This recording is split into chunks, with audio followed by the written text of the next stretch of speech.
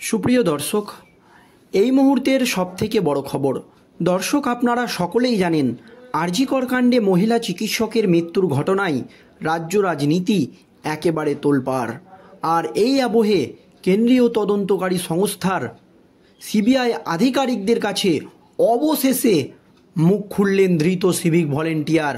আর মুখ খুলেই তার একেবারে বিস্ফোরক দাবি, যা শুনে চমকে উঠল রাজ্যবাসী। এবং কার নাম উঠে এসেছে এই সঞ্জয় রায়ের পর, সেই নামও আজকের এই প্রতিবেদনে আপনাদেরকে জানাবো। দর্শক, আরও এক বড় মাথার নাম উঠে এসেছে। দর্শক, আপনারা সকলেই জানেন আর.জি. কর কাণ্ডে মহিলা চিকিৎসকের মৃত্যুর ঘটনায় যখন রাজ্য রাজনীতি একেবারে তোলপাড়, তখন বিশেষজ্ঞ থেকে শুরু করে চিকিৎসাবিদ সকলেই এমনটাই দাবি করছিল যে এই আর.জি. কর কাণ্ডের মতো এত বড় একটি ঘটনা বা এত বড় একটি যে কাজ, সেটা কিন্তু কখনোই একজনের পক্ষে ঘটানো সম্ভব নয়। এই দাবি প্রথম থেকেই করে আসছিল কেন্দ্রীয় তদন্তকারী সংস্থার আধিকারিকরা। তাহলে এবার সেই দাবি সত্যি হতে চলেছে। এবার আর.জি. কর কাণ্ডে একেবারে বিস্ফোরক দাবি করলেন ধৃত সিভিক ভলেন্টিয়ার। অবশেষে তিনি মুখ খুললেন। আরও এক বড় মাথার নাম জানা গেল। কি নাম, সেই আজকের এই প্রতিবেদনে আপনাদেরকে জানাবো। এবং এই আর.জি. কর কাণ্ডে মুখ খুলেই আরও বিস্ফোরক দাবি করেছেন এই সঞ্জয় রায়। দেখুন দর্শক, কি দাবি করেছেন তিনি। একের পর এক প্রশ্ন, স্বীকারোক্তি। ধৃত সিভিক ভলেন্টিয়ার সঞ্জয় রায়কে লাগাতার জেরায় উঠে এলো বেশ কিছু তথ্য, এমনটাই সূত্রের খবর। দর্শক, আর.জি. কর কাণ্ডে তদন্ত চালাচ্ছে কেন্দ্রীয় তদন্তকারী সংস্থার সিবিআই আধিকারিকরা। সবার মনে এখন একটাই প্রশ্ন, কি উঠে আসছে তদন্তে? এদিকে পলিগ্রাফ টেস্ট হবে কিনা তা নিয়ে দেখা দিয়েছে জটিলতা। এদিন তাকে শিয়ালদহ আদালতে তোলার কথা থাকলেও নিরাপত্তার কারণে তা করা হয়নি বলে আদালতকে জানিয়েছে কেন্দ্রীয় তদন্তকারী সংস্থা। বৃহস্পতিবার হেফাজতে থাকার মেয়াদ শেষ হলে ওই দিন তাকে আদালতে তোলা হবে। সেই দিন ঠিক হবে সঞ্জয়ের পলিগ্রাফ টেস্ট হবে কি না। এই দিন সূত্রের দাবি, সিবিআইয়ের কাছে ধৃত সঞ্জয় দাবি করেছে সে খুন ও ধর্ষণ করেনি। এমনই কিন্তু চাঞ্চল্যকর তথ্য দর্শক উঠে আসছে। এই ধৃত সিবিআইয়ের কাছে দাবি করেছে সে খুন ও ধর্ষণ করেনি। সেই ঘটনাস্থলে যাওয়ার আগেই সব ঘটে গিয়েছিল। সে ঘটনাস্থলে যাওয়ার আগেই সব ঘটে গিয়েছিল। কার নাম প্রকাশিত হচ্ছে দেখুন দর্শক। খবর পেয়ে দেখতে গিয়েছিল মাত্র। খবর পেয়ে তিনি নাকি শুধুমাত্র ওই মহিলাকে দেখতে গিয়েছিলেন। তাই সেই চিকিৎসককে খুন ও ধর্ষণ সে করেছে কি না তা যে কোন পরীক্ষা করে, যে কোনো গুরুত্বপূর্ণ টেকনোলজি বা পরীক্ষা করে দেখা হোক মনে করছে অনেকেই।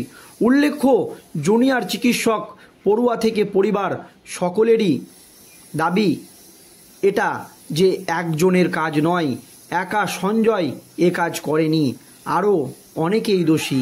যদিও এই সঞ্জয়কে গ্রেপ্তারের পর পুলিশকে না কিনা জানিয়েছিল চিৎকার করে কাউকে বলে দেবে তাই খুন করেছি, আমাকে ফাঁসি দিতে চাইলে দিয়ে দিন। ভয়াবহ নৃশংসতার পরও নির্বিকার নিরুত্তাপ পুলিশ সূত্রের দাবি, আর.জি. কর মেডিকেল কলেজ হাসপাতালে মহিলা চিকিৎসককে খুন ও ধর্ষণের ঘটনায় জিজ্ঞাসাবাদের সময় এমনই উত্তর দেয় ধৃত সঞ্জয় রায়। তবে এবার সিবিআইয়ের কাছে মুখ খুলেই বিস্ফোরক সঞ্জয়। তবে সূত্রের খবর, আজ যে কথা সিবিআইয়ের কাছে স্বীকার করেছে সঞ্জয়, তা নির্যাতিতার পরিবার ও আন্দোলনকারী চিকিৎসকদের দাবিকেই মান্যতা দিচ্ছে মনে করছে অনেকেই।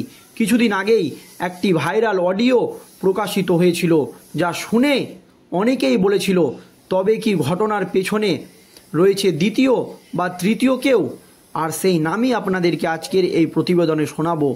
সিভিক ভলেন্টিয়ার সঞ্জয় রায় ছাড়াও আরও রয়েছে এই নৃশংস ঘটনার নেপথ্যে। আরও কি কেউ রয়েছে এই নৃশংস ঘটনার নেপথ্যে? দোষী কে, আড়াল করতে এখানে কি খেটেছে প্রভাবশালী তত্ত্ব? এই চাঞ্চল্যকর ভাইরাল অডিও পোস্ট করেছিলেন তৃণমূলের প্রাক্তন রাজ্য সাধারণ সম্পাদক কুণাল ঘোষ। যদিও পুলিশের দাবি ছিল সোশ্যাল মিডিয়ায় বিশেষত ফেসবুকে ঘটনাকে নিয়ে বিভিন্ন অসত্য এবং অনুমান নির্ভর বিভ্রান্তিকর তথ্য ছড়িয়ে দিচ্ছে নেটিজেনদের একাংশ, গুজবে কান না দেওয়ার কথা বলা হয়েছিল। তবে এদিন মুখ খুলেই একেবারে বিস্ফোরক দাবি করলেন ধৃত। তিনি জানিয়ে দিলেন, আমি একা নয়, সেই ঘটনায় আমি যাওয়ার আগেই সেই ঘটনা ঘটে গিয়েছিল।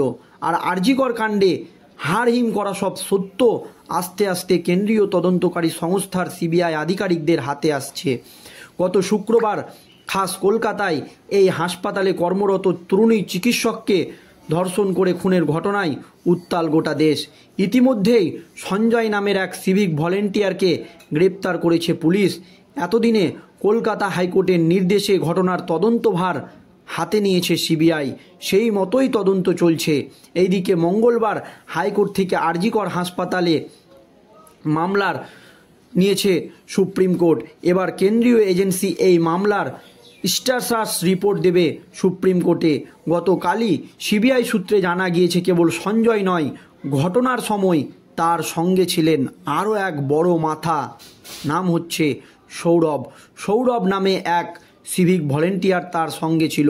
এমনই চাঞ্চল্যকর তথ্য উঠে এসেছে কেন্দ্রীয় গোয়েন্দাদের হাতে।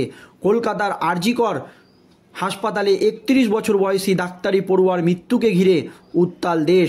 গত 8ই আগস্ট মারা যাওয়ার দিন নাইট শিফটে ছিলেন তরুণী চিকিৎসক। হাসপাতালের সেমিনার হল থেকে তার দেহ যখন উদ্ধার করা হয়েছিল তখন পরনের পোশাক অবিন্যস্ত অবস্থায় ছিল। সিবিআই সূত্রের খবর, 8ই আগস্ট রাতে 9ই আগস্ট ভোরের সময়ের মধ্যে 3 বার আরজিকর হাসপাতালে এসেছিলেন ধৃত সঞ্জয় রায়। সিভিক সঞ্জয় প্রথমে হাসপাতালে ঢুকেছিলেন সন্ধ্যা 6টায়। সেই সময় তার সঙ্গে ছিলেন সৌরভ নামের আরও এক সিভিক ভলেন্টিয়ার, এমনটাই জানা যাচ্ছে সিবিআই সূত্রে। সেই সময় দুজন মিলে জরুরি বিভাগ থেকে আনুমানিক 10 মিটার দূরে সার্জিক্যাল ওয়ার্ডে, ধৃত সিভিকের দাবি সার্জিক্যাল ওয়ার্ডে সৌরভের এক দাদা ভর্তি ছিল। তাকে দেখে দুজনের 15 মিনিট পর সেখান থেকে বেরিয়ে যান। এরপর দ্বিতীয়বার আর আরজি করে রাত 11টায় ঢোকে সঞ্জয়, আর তৃতীয় চেস্ট মেডিসিন বিভাগে ঢোকে ভোর 4টে থেকে 4:03 মিনিটে। হাসপাতালে সিসিটিভি মারফত এই তথ্য উঠে এসেছে। পুলিশ সূত্রে জানা গিয়েছে আরজিকর অ্যাপার্টমেন্ট এ কর্মরত সিভিক ভলেন্টিয়ারদের মধ্যে ধৃত সঞ্জয়ের নাম ছিল। তবে হাসপাতালের নার্সিং স্টাফ নিরাপত্তার দায়িত্বে থাকা বেশ কয়েকজনের সঙ্গে ভালো পরিচিত থাকায় হাসপাতালের যে কোনো জায়গায় ছিল তার অবাধ বিচরণ। দর্শক, এই নিয়ে আপনাদের মতামত